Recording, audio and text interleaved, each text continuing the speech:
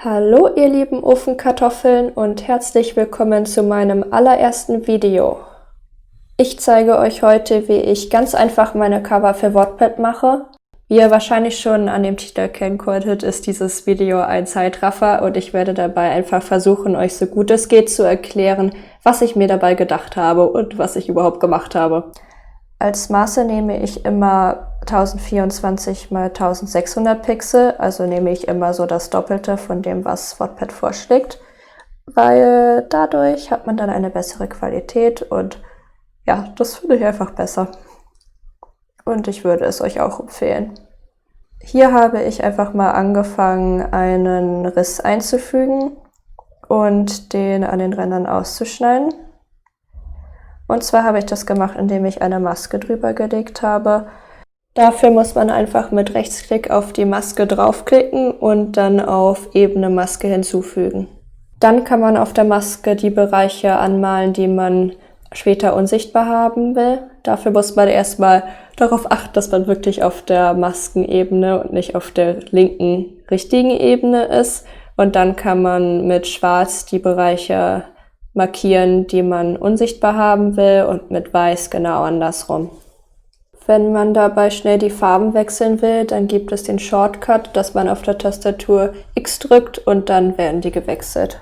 Dann habe ich erstmal eine grüne Ebene hintergelegt, um zu gucken, ob ich noch irgendwas übersehen habe. Und danach habe ich dann noch eine Ebene mit einem leichten Muster hinzugefügt, weil ich wollte, dass dieses Cover so ein bisschen wie ein Notizblock aussieht, wo dann dieser Umschlag eingerissen ist und man dahinter dieses linierte Papier sieht. Die Anforderungen an das Cover waren, dass ich ein Cover erstelle. Lustig, was denn auch sonst. Es geht darum, dass ein Mädchen gemobbt wird und mehr will ich euch eigentlich gar nicht verraten. Deswegen sollte auf der einen Seite ein eher auffälligeres, also das beliebte Mädchen zu sehen sein und dann auf der anderen Seite das schüchterne Mädchen, das ziemlich unauffällig gekleidet ist und gemobbt wird.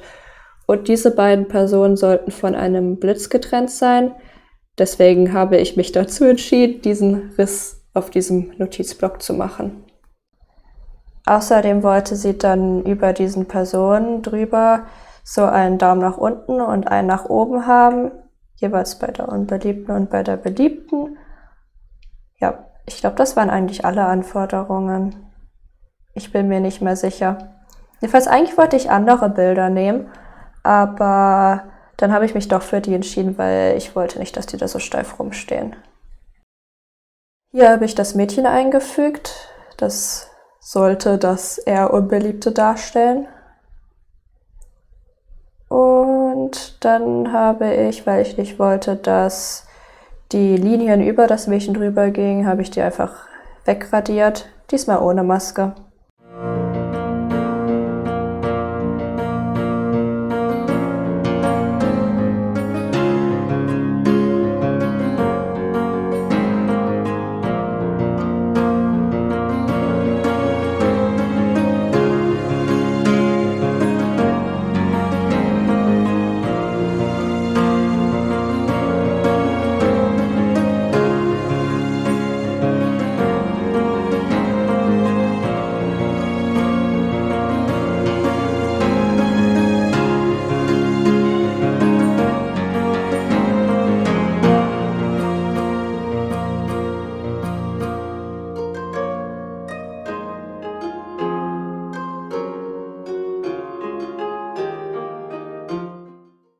Dann habe ich das Mädchen reinkopiert. Kopieren geht hier wie überall sonst auch mit STRG C und STRG V.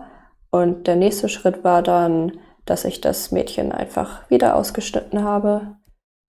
Wundert euch übrigens nicht über meine sehr seltsame Mausbewegung, weil ich habe eigentlich gar keine Maus, sondern nur dieses Fingerpad. Nennt man das so? Ich weiß es immer noch nicht. Jedenfalls ist es deswegen ziemlich chaotisch, wenn ich male.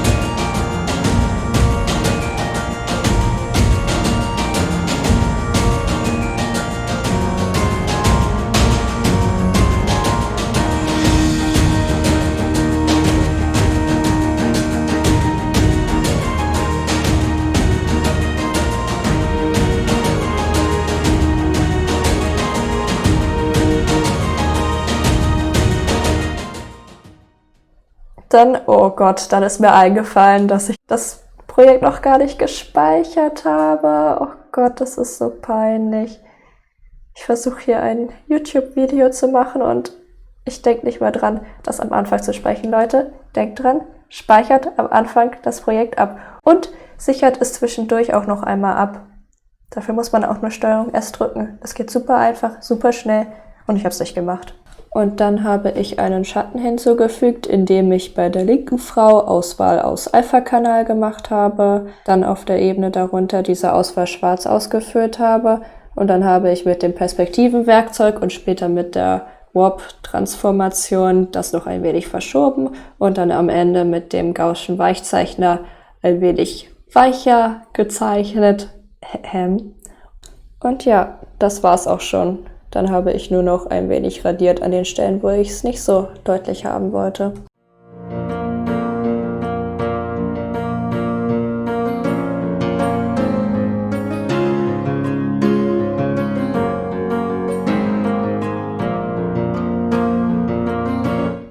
Dann habe ich dieses coole Chat-Symbol eingefügt, denn, Überraschung, dieses Mobbing spielt auch online. Deswegen dachte ich mir, das passt auch ganz gut dazu. Dann habe ich das Papier gelb gemacht, weil das, eigentlich finde ich das eine schöne Kombination, so gelb und blau. Okay, die sind ziemlich komplementär, so ein bisschen, aber es passt eigentlich ganz gut.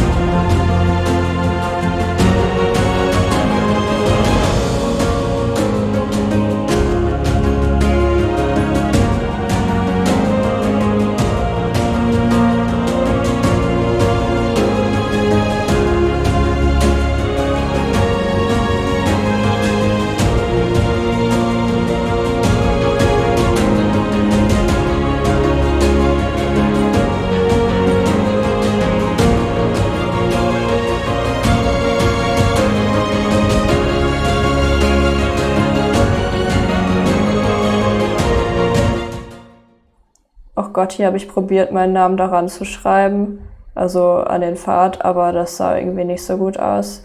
Der Name war einfach zu lang. Ich meine, guckt euch das an, als ob das irgendwie jemals passen könnte. Jedenfalls habe ich mich dann entschieden, den Namen einfach ganz unten hinzuklatschen.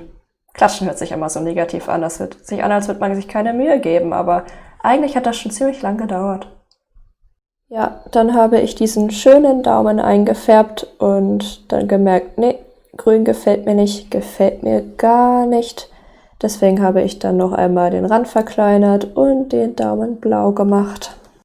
Den einen Daumen habe ich so da drüber gemacht und den anderen dann unter die Schrift für einen weiteren tollen Effekt. Okay, übertreibt man nicht.